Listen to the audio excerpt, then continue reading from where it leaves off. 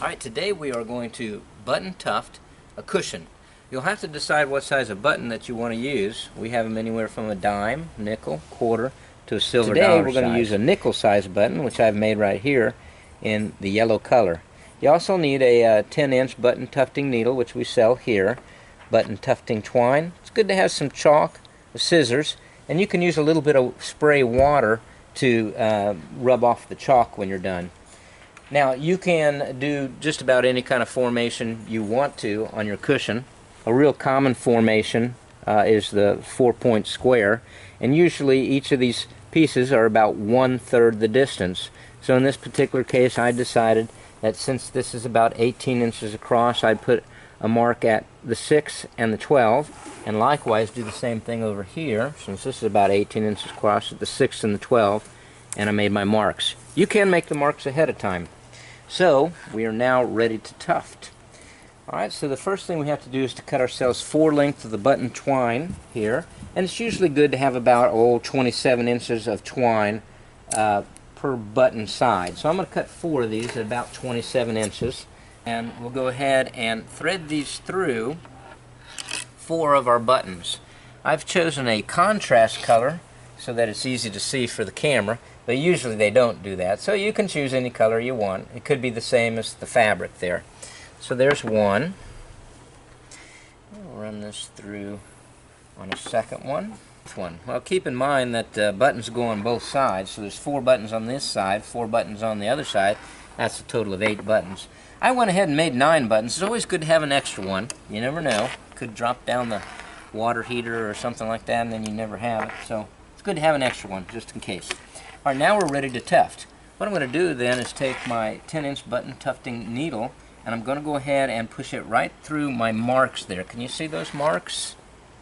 There's 4 of them.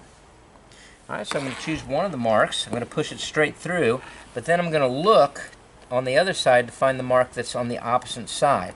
And my goal is to get the needle to come directly through the center. There it is. Okay, so there's the needle going through. Then we're going to grab one of our buttons here. And of course, my camera person will edit some of this. But we're going to put both, if you can see here, both of the threads through the eye of the needle. Okay? Then we're going to flip it over and pull it through, like so. So there's our 2 threads on the opposite side, and here is our button on the front. Now we'll repeat this process for each of the 4 buttons on each side. Okay, go to the 3rd button, put that right through the center of the chalk mark. The reason we use chalk is because, you know, it's really easy to clean off after the fact. Sometimes people just put a little dot and make it even smaller than I have here.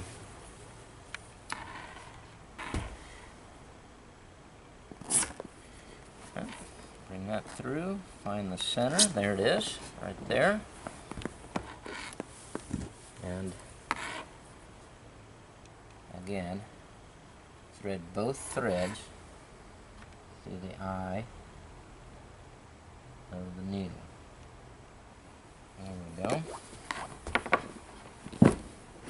Okay, so we've got the 4 buttons on the one side and no buttons on this side. So now we're done with the needle. We'll take our other buttons and we're going to put them through on the other side. What I like to do is pull one thread just a little bit longer and then put the button through that side. So 1, that one a little bit longer, 2. Okay, then what we're going to do is we're going to tie a square knot. Taking the longer side of the thread, the side that the button's on, we're going to tie a square knot.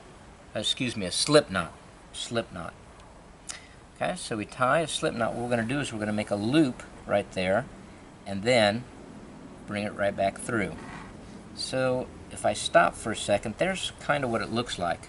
You see the loop going around the shorter end. Then you pull that, it's called a slip knot, and you pull that tight. Then I'm going to pull on the shorter end. So that's going to take up the slack, and pretty much you want to pull to the point where you can't really pull too much further. You want it pretty tight. Here's another slip knot. You make a loop around the shorter end like that. Okay, take a look at that while I do the second one. It's a loop. There's the longer thread going around the shorter one. That's another slip knot. And here's my third slip knot. Okay, there you go. Now we're going to go ahead and pull each of these knots tight. 1, 2, 3. Then we'll go ahead and pull on the shorter end, and that's going to pull it through. Okay. Now the reason we're using the slip knot is because the slip knot does give you a little bit of room for adjustment. So after you've got the 4 buttons set in there, you can look at it and you might say to yourself, well, this one needs to be a little bit tighter. Okay, well then go ahead and pull that one tighter so that you can see that you got an even amount of tension. So that looks about right. So that's this side. Once again, we'll take a look at the other side. There's our 4 buttons. Okay, now we've got the 4 on this side. Now we've got to tie this side off. So what we're going to do is we're going to do what they call a square knot.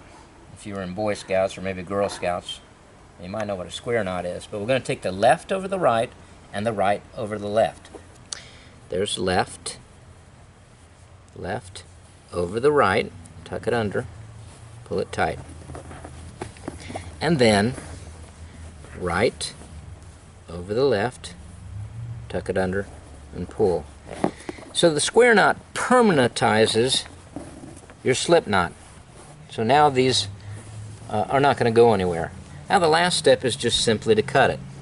What you do is you take your scissors here, pull this up as high as you can, and then take that scissors and put it right down at the edge of the button, and boom, you're done. We have 4 buttons on one side of the cushion and 4 buttons on the other side of the cushion.